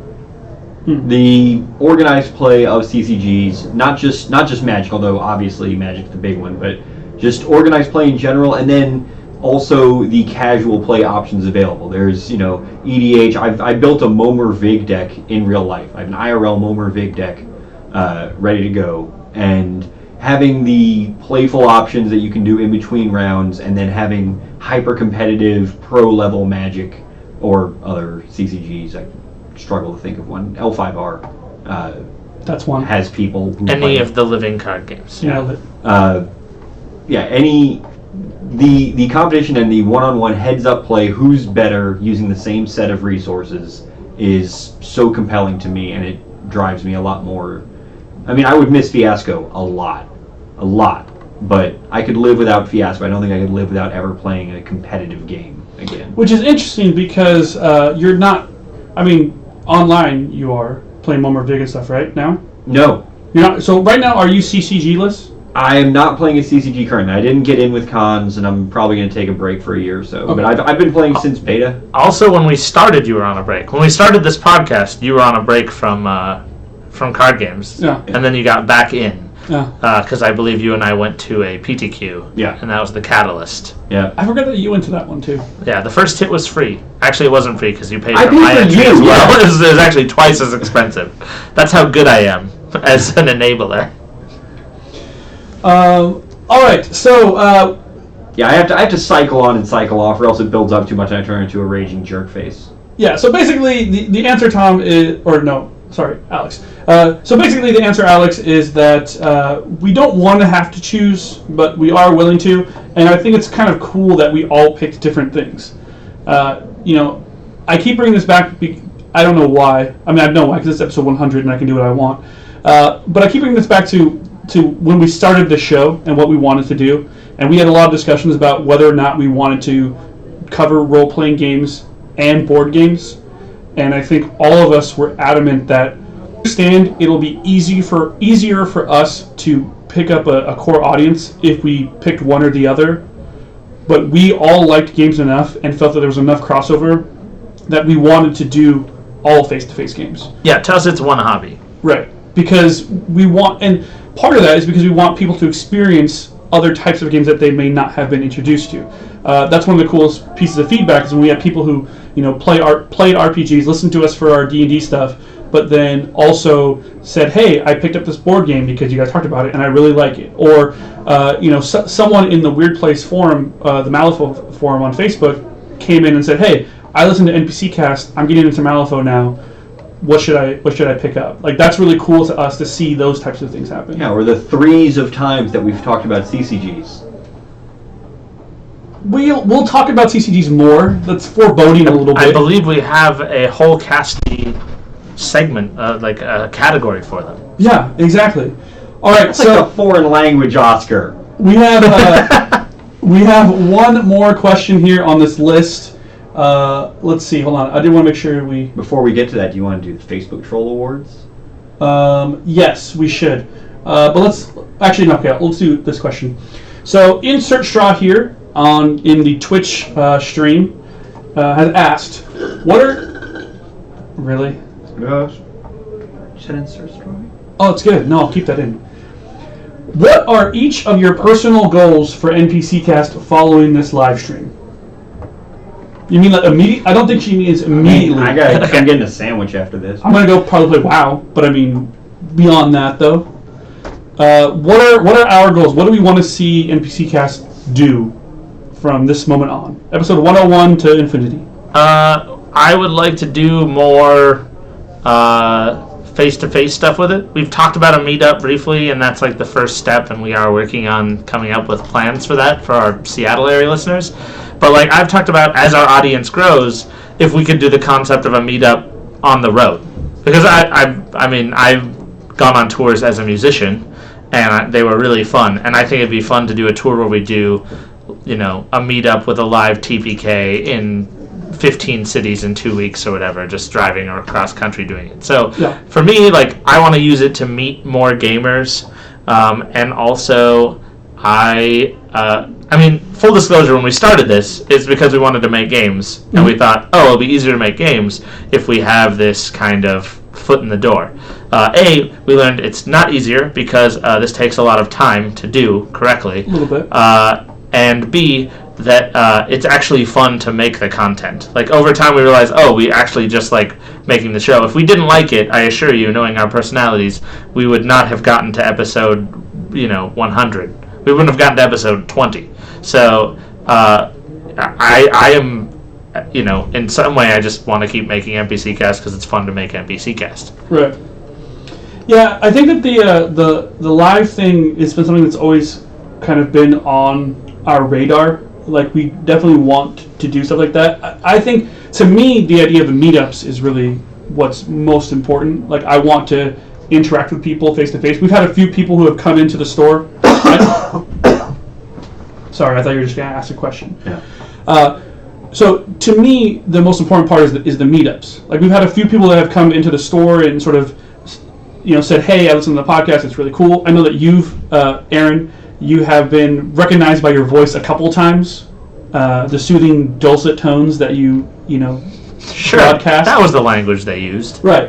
And so I think that is something that I would like to do. As far as plans, there's a lot of things that we want to do, and in this past 100 episodes, one of the bigger takeaways is that we're going to kind of go at our own pace and do things when we're ready for them to be done, because like I said, we have relatively high standards for the content that we want to make, and so like we've shot I've shot a couple of videos for different things that I don't feel were good, so I didn't post them. We've tried some other different things, different types of episodes and that kind of stuff that hasn't worked. I think there's only been one time when we recorded an episode and we're like, that wasn't good, and we didn't post it, and we scrambled to record another episode that week because we didn't want to miss one. So with all that stuff going on, like, I feel now that we're sort of getting comfortable with doing the show itself on a regular basis and having it work, that we can start incorporating these other things. But I think meetups and obviously doing some sort of live stuff would be awesome. I think that's all on the docket for sure in the future. What about you, Del? Is there anything else that you'd want to do with all of this NPC Cast stuff? I want more guests, and I want more non-gaming guests. I want to get like Macklemore on here. Yeah. And why? What would you talk to Macklemore about? If you had a question for Macklemore, what would it be? It would be about tabletop role-playing games and minis games. So you want to talk to people that don't play games at all about gaming on our gaming podcast? Yeah. Yeah. I want to have people who are not associated and deep into the hobby, but are of general interest. Okay. On the show to talk about and get hyped about a thing. Yeah. And if you can tie it in together somehow, have Jimmy Fallon on the same day that we have, a new board game about getting a cab in New York City. Jimmy Fallon. He works in New York City, so no, I understand. He's shooting very high. I mean, he's not shooting for like James Franco high. Oh, sure. That's the first. Only the host of the Tonight Show. First thing now. that popped in my head. Aim for the moon. Land on Even if you McElroy. miss, Yeah, settle somewhere around, John Keister from Almost Live. It's a I can Seattle get him. reference. I actually know a guy who knows him. I can get John Keister. He was my teacher when I went to the Art Institute, actually, There so you go. I know him too. But Yeah, aim for the moon. Even if you miss, you'll travel off into an abyss forever. Yeah. Don't miss. don't actually miss. It's terrifying in that abyss. Yeah, I mean, I think to piggyback on that, I think having like TPKs come back again first of all. But How bad do you want to have a TPK with Ghostface Killer? What? anyways, what I'm saying is whatever, Del, stop it. Doing a TPK with someone who is not really an RPG player would be fun. Like not just anyone, but someone who's interested and sort of has a cool personality and is funny or whatever. That would be a fun TPK. I would totally be down with that. Okay, so we're going to answer. We have one last question, but before we get to that, let's announce the Facebook winners for our Trolls competition. Yes. All right, so heading to the NPC Cast Facebook page here, I'm on it right now. So there was a few entries, less entries than were on Twitter, and a couple of really long ones. So I can't read too many of them. Susan Graham had a great one. Sean Ives had a great one. They're both really long. Check them out when you get a chance. If you go to facebook.com/NPCcast. So I think the first winner of our Facebook troll contest is Grant Fontenot, who It's Fontenot. Grant Fontenot says, I know how much you guys love Monopoly. Would you like to meet up at the next Gen Con and spend 3 to 6 hours of your precious time to play this bad boy, and then just linked to a giant game of inflatable Monopoly? An inflatable game table set, which is apparently a new way to play the classic game. My question is, Del, how did you miss this in that bullet points episode? I apologize, comrade. I should have included giant inflatable pieces. The answer to this question is no. In fact, we actually have a restraining order against you now Yes. for even offering. Yeah. So, Grant Fontenot, thank you so much. You also did some other trolly stuff, like honestly, Presto sounds like the high fantasy reboot of Mrs. Doubtfire. True. See, Nick said, I feel like you guys over-edit this podcast when you remove Del's intense cynicism. That's not NPC troll. That's NPC truth. yeah. That's just true. Yeah. We do that. Do that. Doo-doo. Our second winner is going to be Susan Graham. Read the whole post. She goes really, really in depth talking about each of us individually, taking shots at all of us. It's like a roast where she just hits everyone. But the best one is she's explaining our plan for taking over the world. And I'm minion number 2 apparently. I believe she probably went alphabetically. I don't know how she got to that because I'm clearly. Am I minion number I one? think- yeah, I think Then C yes, is she went clear. alphabetically. All right. I assume that you would both be my minions in this. Oh, maybe Del's the Overlord. Oh yeah, Dark Overlord Del. No, you're right. So then how did I get third billing? Really? Well, you get top billing on the podcast, kind Really? of. So, Anyways, Chris, Minion 2 would really like to take over the world, or maybe he wouldn't. He's positively certain that he would make better decisions. Then again, he kind of likes things the way they are. Maybe if he took over a little bit, but just saw how it went, he could ask everybody what they thought, and we could all just get along. Or not. What do you think? So, thank you for that, Susan. You pretty much nailed it. That is my thought process. It's just layers of me saying, maybe, maybe not, maybe not. I like to think it's one of the qualities that I bring to the table that is I'm able to be neutral sometimes, but not neutral when I don't have to be. But I can't be neutral if I want to be. I see what you're doing. All right. So, Susan, you have also won. You and Grant, I will send you guys messages. Susan actually has done other things that have warranted me sending her things. So I might already have her address, actually. But she's one of our longtime listeners, and we thank her for participating. We do have one more question, and then after this question, I'll get to the troll. I've been taking out trolls from the Twitch chat, and I think I found my favorite. Okay. The troll grand champion. Yeah, I think I found my favorite one from there. But before that, we do have a last question before we get to what we're excited about. This show is super long, but that's okay. We can do what we want. And this question is from Del J. When is Del getting his own spin-off show? Nice try, Del. Not even nice It's try. a common name. Is it? No. You're the only one I know. Yeah, Well, where's he from? That'll solve it. Seattle, Washington. No, you didn't put that. So I guess that was a gotcha moment, I guess. You're right, he could be from anywhere. When is Del get it? What would Del's spin-off show be? Oh, man. I've thought about this, and I think doing my own show would be, or doing a... Wait, hold on. I was drinking a drink of water. You've thought about this? Go on. No, now I'm intrigued. Go on. Well, I mean, I thought about it in passing. I haven't... We're just a backdoor pilot for the real show, which is Del's... Yeah. It's, I could, this is Friends, and I'm going to go on and do Joey. Yeah, that's about accurate, actually. Yeah, fair enough. All right, go on. What would your show be, Del? I would probably do a magic focused podcast that focused on alternative play, on either Johnny specific decks that are not Timmy or Spike at all, or on stuff like IRL Momer-Vig and Momer-Vig strategies, things like that. But honestly, I have way too much fun being part of this.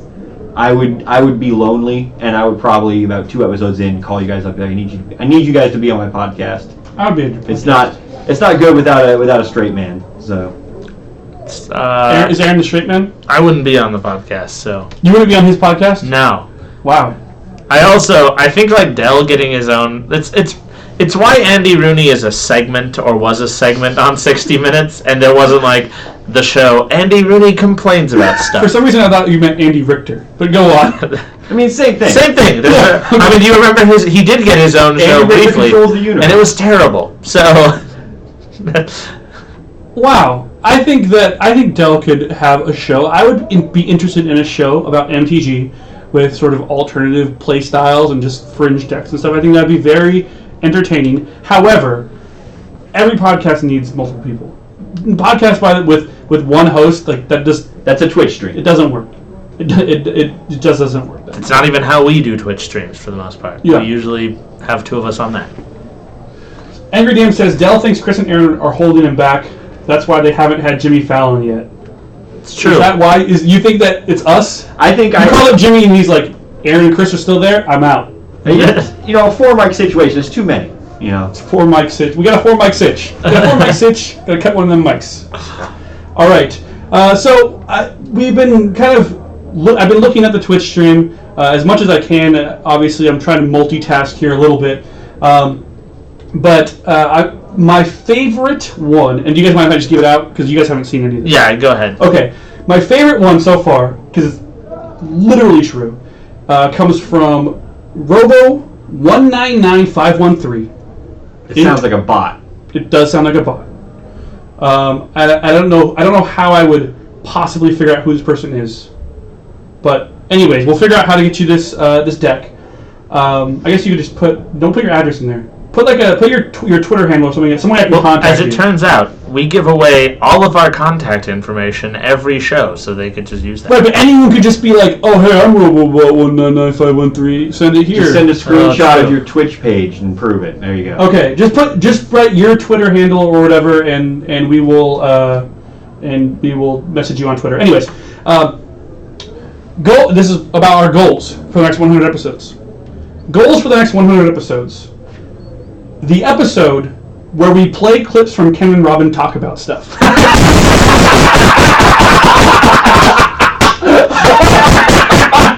You got trolled. That's pretty much, yeah.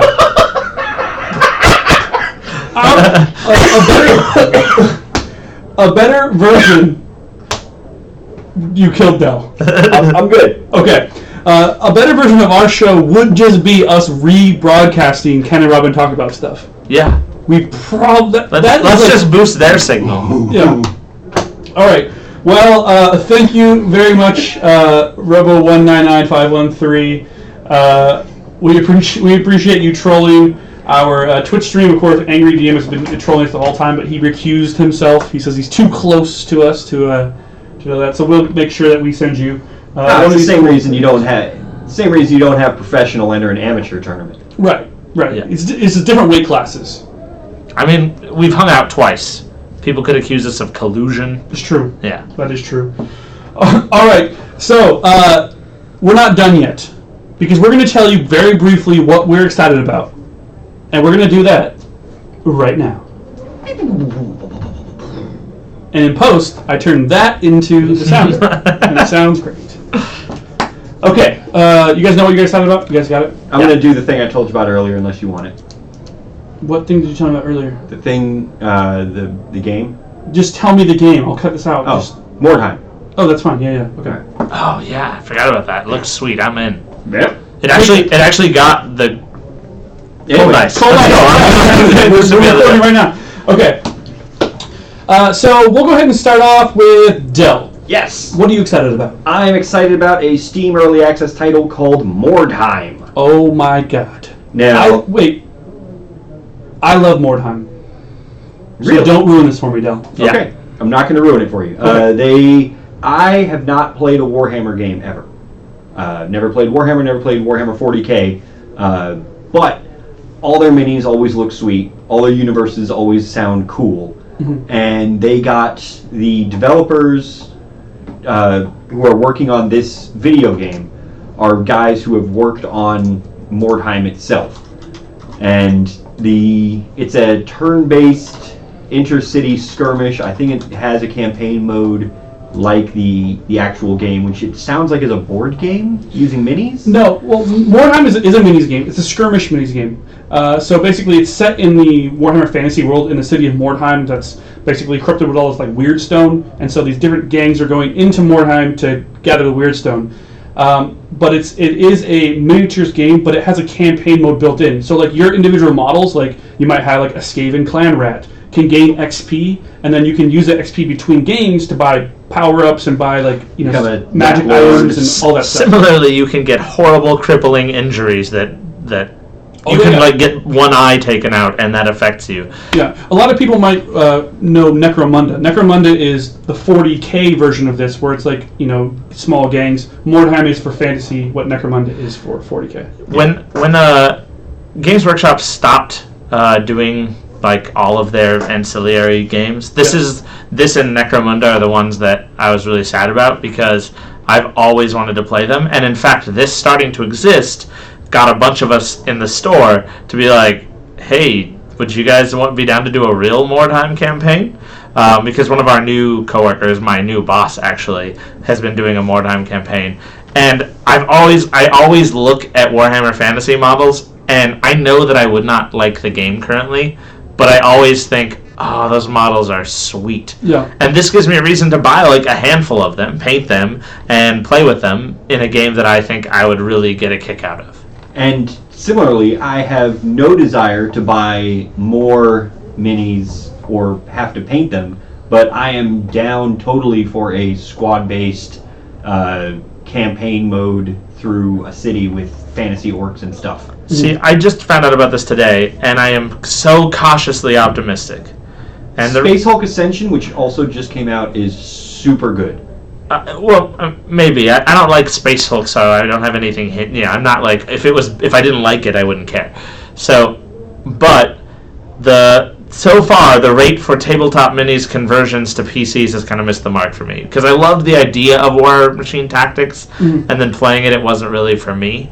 So now I'm like, oh, I want this game to be good, and I'll be honest, I'm gonna buy into the early access, but I'm still like, oh, please don't be bad. Please don't fail at giving me what I want, which is pretty much I want Mordheim on the as a PC game. So here's the thing. So I just am looking at this right now. I just pulled it up. I don't really know much about it, but This is a PC game, correct? PC. Okay. If in this game I can level up my my gang or whatever and play PvP against my friends in like some sort of league or campaign type setting, that would be sweet. That's what I would really want from it. I don't know if it has that, but I'm willing to take a look at some of this stuff because the artwork looks awesome, and like I said, I love the source material, so I'm very, very intrigued about it. Is it like a real time strategy or? I think it's more like XCOM. It's turn based. Okay, very cool. What about you, Aaron? What are you excited about? I am also excited about a PC game because I started playing along with you World of Warcraft again. Yeah. And I will tell you Yeah. that the new expansion is the best that game has ever been. Mm-hmm. It is so good. The thing that their flagship kind of product, the Garrison system, is super fun. It basically adds all those addictive like iOS games full of micro purchases to the game, minus the micro purchases, minus hassling your friend. So it's just like the addictiveness of those games into the game itself, and it interfaces with the rest of the game.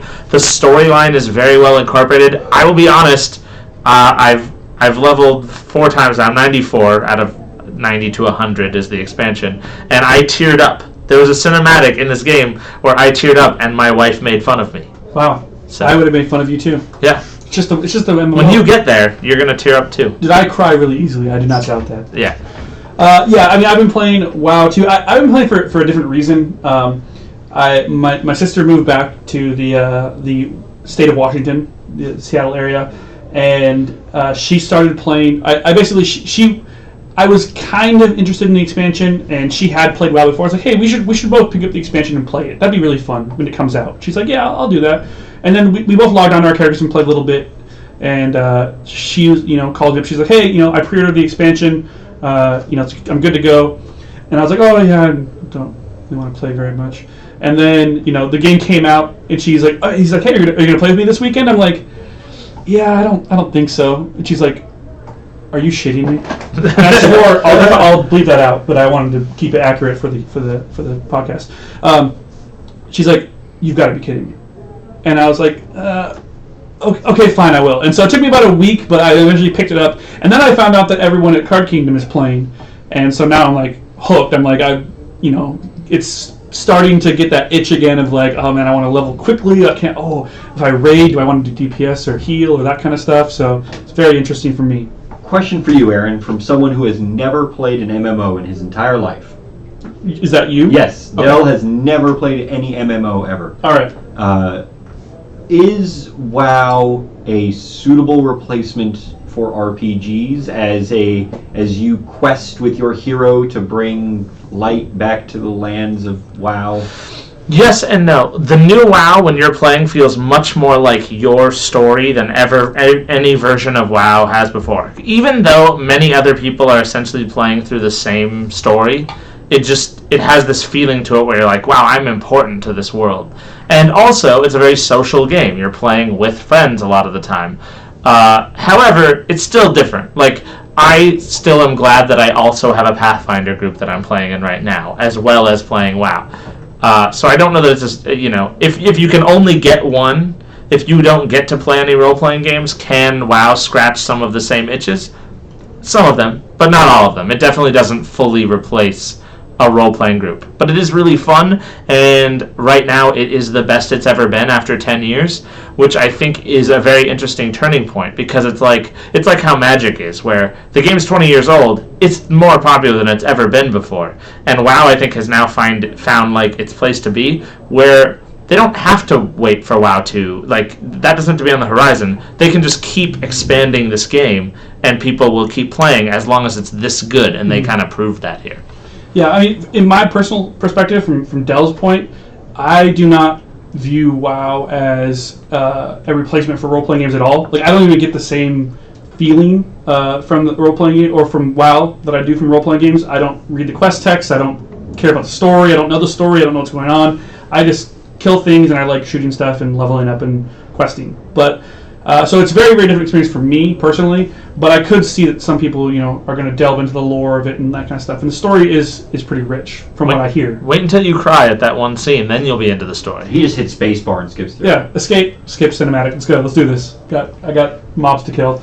Okay, so my thing that I'm excited about is the big NPC Cast announcement that we are turning into a video games podcast. Yes! PC games the whole time. We're going to cover Steam games, MMOs. PC Master Race. Let's do this.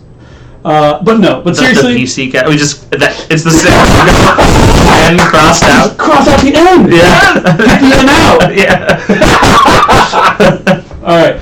No, I actually... Write that down for the April Fool's episode. No. That'd be awesome. Well, not now. No one's going to remember this. That's true. It's not like this is a historic episode people are going to reference. Yeah, no. I actually am excited about a return to an old love as well. And I recently have been playing in a Card Kingdom Magic League, a peasant Magic League, where we play with the standard cards, only commons and uncommons, no rares, no mythics, the cheapest possible Magic that you could possibly play. And I was really enjoying playing the game of Magic and getting back into it, and I was having tons of fun. And I was like, you know what? Maybe it's time that I picked up a Magic deck and got back into playing Magic again. And so I had no cards. I started looking at decks, and I looked at Standard. And Standard is basically the current format. It's the most recent expansions. The money sink format. And then it rotates, and then when the new set comes out, old set rotates out. It's no longer legal, and it's constantly changing. It's the brand new stuff. And I was like, for me, getting in with no cards, it's still a pretty big chunk of money to throw down for a deck that is competitive in the current game. And I was like, well, and I don't know how much I'm going to play. Like, I'm super busy. Let me start looking ahead. And so I began to do some research, and I came across a format called Legacy. And started looking into Legacy. Legacy is a format that uses older cards. It uses a lot of cards. The oldest cards unearthed from the bowels of Renton, Washington. Exactly. And a lot of the cards are on Wizards of the Coast's will not reprint ever, we promise list. Basically, it's using cards that are not going to be remade anymore, hence there. However, the other part about that is because of that, the cards retain their value very well. And so what I thought, I was like, well, if I'm going to get into this, and I'm probably going to be getting out in 6 months to buy more Malifaux stuff, I want something that will retain its value over that time period. And so basically, I started looking into it, and I was like, I can spend a couple extra $100, a few hundred. Well, that sounds terrible when you say it out loud, doesn't it? A couple more $100, and get a legacy deck, and that's what I did. So I bought a legacy deck. I didn't buy the whole thing. I bought some of the staples. I bought Wastelands, which are like legacy staples. They're used in tons of decks. And my plan was to come up with a single monocolored deck that I could morph into a better deck through time by adding pieces. And so I picked up some staples, and then my friend let me borrow some cards that are pretty expensive. He has a bunch of legacy decks, so he let me borrow some stuff. And I've been playing Legacy, and I played in a couple tournaments now, local tournaments. I played at one. What are you playing? I'm playing Mono Black Pox. Nice! Which is basically a deck that has land destruction and hand disruption. It's a miserable deck to play against. And my whole thing is I get one little creature out, and I just plink you for 2 every turn until eventually you wither and die, or you just quit. Rage quit. So, but hey, it was relatively... You get a lot of handshakes with that deck, I bet. Yeah. A lot of daps. Yeah. So yeah, I've been getting into Magic again. It's really fun. Like, we've on the show, I've kind of over the past 2 years, you've seen me get into games and out of games and into games. That's kind of my personality. But we've talked about that competitive nature, and that's one of the things that Magic does. You mentioned it, Dell, as well. That it brings out that competitive side of me, that I can actually go to a tournament and play and try to win and still have fun with it. But at the same time, there's something there to kind of solve, and that's the thing that I don't get with role playing games. Even like Malifaux. Malifaux is like so wide open that I can't even imagine like trying to play tournament level Malifaux at this point. Like, I'm not even on that level yet. Magic is a little bit more kind of more defined. Exactly. You're gonna cut this, but were you looking to turn that into Bug at some point? Is that where you were going? Maybe Bug. I'm also looking at Junk or Jund. No, Jund's real good. I like John. You need dark depths though, which sucks. I know. Anyway. So I have kind of a weird thing. I also have been playing in that Peasant League, at least the first couple weeks before I went 0-2 and then dropped. And I was like, oh, you know what I'm going to do? I'm going to play one Magic draft, just for old time's sake. I'm going to play one draft. I joined an 8-4 queue, and then I went 3-0, and I won. Uh-oh. And I was like, well, now I have the packs and the tickets to play more. You know what? I'm going to play one more. I went 3-0. Won 8 more packs. I've now played 4 drafts, and I've won all 4 of them. So, are you kidding me? No, I'm not kidding you. I've just managed to... To be honest, like, not like skill. I've had the stupidest, like, openings ever where I have, like, oh, first pack, Sarkhan, cool, sounds good. And then I just get him every game, and he's impossible to beat. So, like, I just have lucked out so much. So now I'm like, I didn't want to get back into playing Magic Online. I just wanted to do one draft, but RNG has basically allowed me to keep playing. And at this point, I have like 20 packs, so I have a bunch more drafts That's not I can RNG, do. dude. That's the Magic. That's worth Wolpert. Yes. It's at the station. Yes. Like, this guy hasn't logged in a while. Yep. Let's throw him some good cards. There's a dial that they turn. Yep. Flip the switch. Give him some good Flip that cards. from Mana Screw to Luck Sack. Yeah. Yeah. So there you go. There's nothing random about MTGO. It's just by design. Worth. So that's gonna be it, I think. How long was this show? Right now we're at almost 2 hours. Wow. But I mean we're gonna edit out all of Dell. Yeah. So it's gonna be pretty short after that. So you're down to like $1.20 at that point. Thank you guys so much for joining us in the live stream. It's been a ton of fun. It actually feels really cool because we know that you guys are listening to us, and so I feel really cool that you guys are kind of Maybe we'll pull this out more than once every 100 episodes. No promises. I do want to say though there is a message here from Baron that I wanted to make sure I read. Since you're wrapping up, jokes aside, thanks for putting out an excellent show. Love to listen with my oldest son, Nelson. All my kids are huge fans of the Thunderscar crew. I love hearing my 4-year-old mimicking Dell's gravel-voiced Thunderscar. Aww. So, Dell, if you had a heart, man, it would be fluttering right now, wouldn't it? Isn't that adorable? It's pretty cute. Not gonna lie. It's pretty cute, Dell says. Yeah, that's awesome. So thank you very much, Baron, for joining us, and we appreciate that feedback. Say hi to Nelson for us. All right. If you have been listening on iTunes and you're still here, thank you very much. You can, of course, subscribe on iTunes. You can also give us a 5-star review on iTunes. If you give us a 5-star review on iTunes, Dell will read it in the voice of your choice. Of course, that's not the only way to listen to us. If you are listening to us on Stitcher Radio, you can give us a thumbs up, a favorite, add us to your playlists. What is Stitcher for the folks that may not know? It is like Pandora for podcasts. Mm. After you listen to podcasts, it will come up with other ones that you might like, and you can find new and different podcasts to listen to. Yeah. You can listen to Boldly us. go where no listener has gone before. Well, probably no. That's not actually how Stitcher works. So you can listen to us, and then it'll tell you that you would like cereal, because right now cereal is so popular that it literally suggests it no matter what you just listened. It's like, oh, you like podcasts? Well, you'll like this podcast. Yeah. I mean, okay. Let's be honest though. Who doesn't love cereal? Like Rice Krispies are like my jam.